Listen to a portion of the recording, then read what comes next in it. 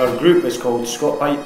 We're from Edinburgh. We've all been playing musical instruments for a long time. As a group, we've probably been together for about 15 years, and this is our band, which we go from one piper all the way up to, I think we've had about 15 or 16 at some of our gigs. And we're proud to be supporters of Barka, having piped for them in Britain and also in Poland to help them raise awareness and raise some of their funding.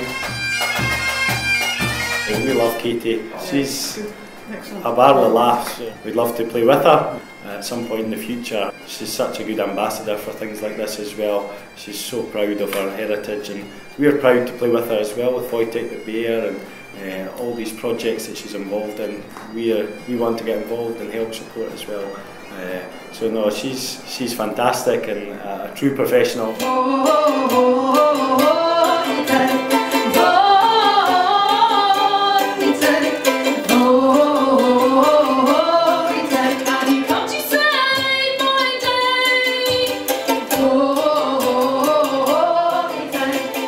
Absolutely, such a pleasure to perform with Katy Carr.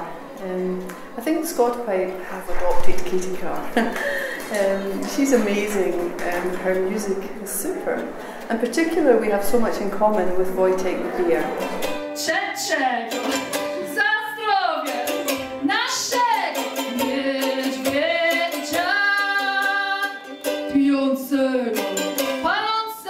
The fact that she comes from the mountains, her family comes from the mountains, she has a character and a certain charisma that only the mountain people would have. You can see her grandmother in her or her family from the mountains, and she talks about it too. In her voice, in her posture, the way she sings, it's something very, very moving. And it's especially moving for those who understand Poland, who understand the mountain culture, but even those who are from outside Poland, like today, we are very international here in the room. There were even representatives, people from Africa, people from around Europe. They can read the culture because there's a great amount of culture in what she sings, and people can read it and they interpret it in the right way. Motylku, motylku, motylku, gdzie ty teraz lecisz?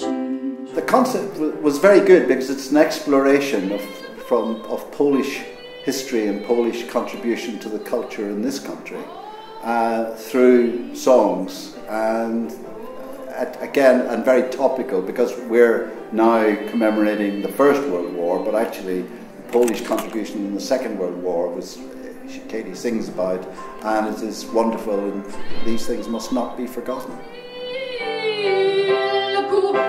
It's very unusual to have the video with somebody singing and describing like a story, so it's really engaging for an audience. It's really nice to be watching somebody sing about something that's real, that you can see, and that there's a bit of history to it, and it's really good for the audience to sort of participate in that journey with her and go through it and just appreciate the message she's trying to bring to people.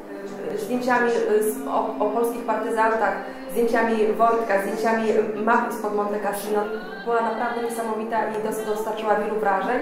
To jest bardzo ważne, żeby młode osoby zobaczyły i usłyszały takie piosenki patriotyczne, żeby to kształcić w młodych osobach takie poczucie patriotyzmu, a szczególnie, ale z poszanowaniem innych praw i innych narodów. Także to jest wspaniałe, że to, co robisz, Katy.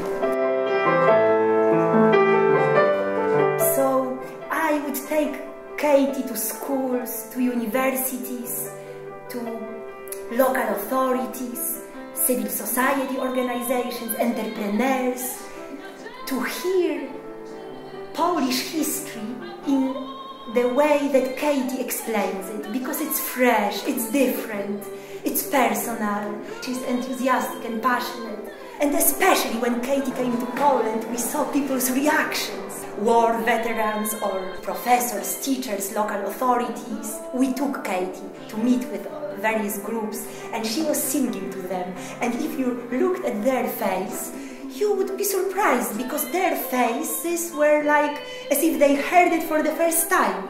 This is what's so special. It's not routine, it's very refreshing. It helps us to better understand our own history, to look at it from a different angle. And we are very grateful to Katy